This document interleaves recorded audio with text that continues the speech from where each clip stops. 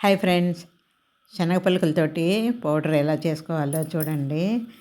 శనగ పలుకులు పొడి నార్మల్గా అందరూ చేసుకుంటూనే ఉంటారు.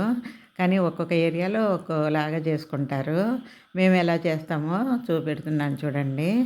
ముందుగా శనగ విత్తనాలు సిమ్లో పెట్టుకొని బాగా వేపాలండి. హైలో పెడితే తొందరగా వేగిపోతాయి, లోపల పచ్చిగా ఉంటాయి. అందుకనే కొద్దిగా ఓపికగా సిమ్లో పెట్టుకొని వేపుకోవాలి. ఇవి బాగా వేగిన తర్వాత పక్కకు తీసేయాలండి. ఈ పక్కకు తీసేసి అందులోనూ కొద్దిగా ధనియాలు, జీలకర్ర, కరివేపాకు, ఒక 10 మెంతులండి. అంతేను, ఇంకా వేరే ఏం అక్కర్లేదు. ఇవి వేసేసి అవి కూడాను సిమ్లో పెట్టి బాగా వేపాలండి. బాగా మంచి వాసన వచ్చే వరకు బాగా వేపాలి. కరివేపాకు బాగా ఇలాగా ఎండిపోయిన ఆకులాగా తయారవ్వాలన్నమాట. కరివేపాకులో ఉన్న పచ్చి అంతా పోవాలి. అలాగ బాగా వేపుకోవాలి. వీటికి ఆయిల్ ఏం అవసరం లేదు, ఇలాగే వేపేయచ్చు. ఇవి కూడా సిమ్లోనే వేపాలండి. అలాగా బాగా వేగాలి. ఇవి వేగిన తర్వాత ఎండుమిరపకాయలు వేపాలండి. ఇవి తీసి పక్కకు తీసుకొని ఎండుమిరపకాయలు మన కారానికి తగినట్లుగా ఒక 10 కానీ 15 కానీ ఎండుమిరపకాయలు తీసుకొని ఒక్క డ్రాపు అండి, ఒక చుక్క ఆయిల్ వేయాలి ఎండుమిరపకాయలకు. ఇంకా మిగతా వాటికి అవసరం లేదు, ఎందుకంటే శనగ పలుకుల్లోనే ఆయిల్ ఉంటుంది కదా, అందుకనే ఇంకా ఆయిల్ అవసరం లేదు వీటికి. మిరపకాయలకు మాత్రం ఒక్క చుక్క వేసేసి వేపండి.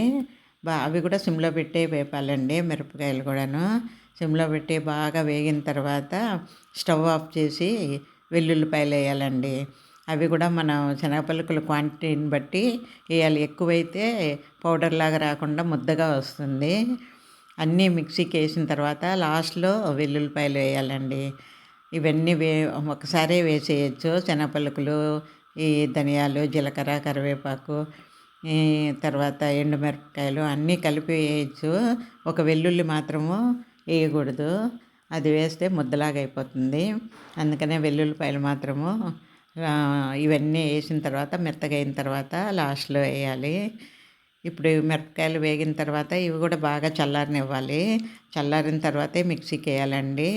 మిక్సీకి వేసేటప్పుడు కొద్దిగా కల్లుప్పు వేస్తే మంచిదండి.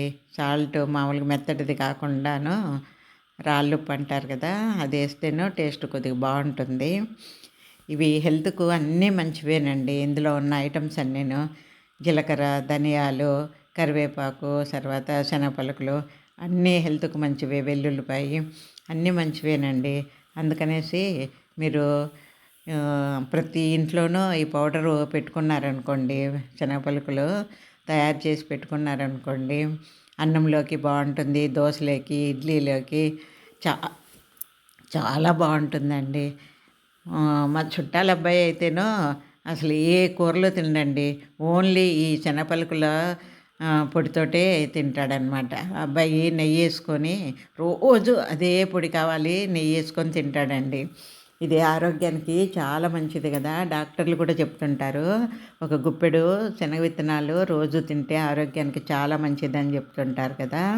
అందుకనే ఈ పౌడర్ కూడాను శనగ విత్తనాలతో చేసిందే కాబట్టి మీరు నిరభ్యంతరంగా ఎందులైనా కూడా వాడుకోవచ్చండి. ఇడ్లీలో కానీ, దోశలో కానీ, అన్నంలో కానీ ఎందులో అయినా వాడుకోవచ్చు. టేస్ట్ మాత్రం చాలా బాగుంటుందండి. ఒకసారి మీరు ట్రై చేసి చూడండి. అందరిళ్ళల్లో ఉండవలసిందేనండి ఇది. చాలామంది వేపుడు కూరల్లో కూడా వాడుతుంటారు ఇది. బీన్స్ కానీ, దొండకాయ కానీ ఎందులో అయినా కూడా వేపుడు కూరల్లో చాలా బాగుంటుంది.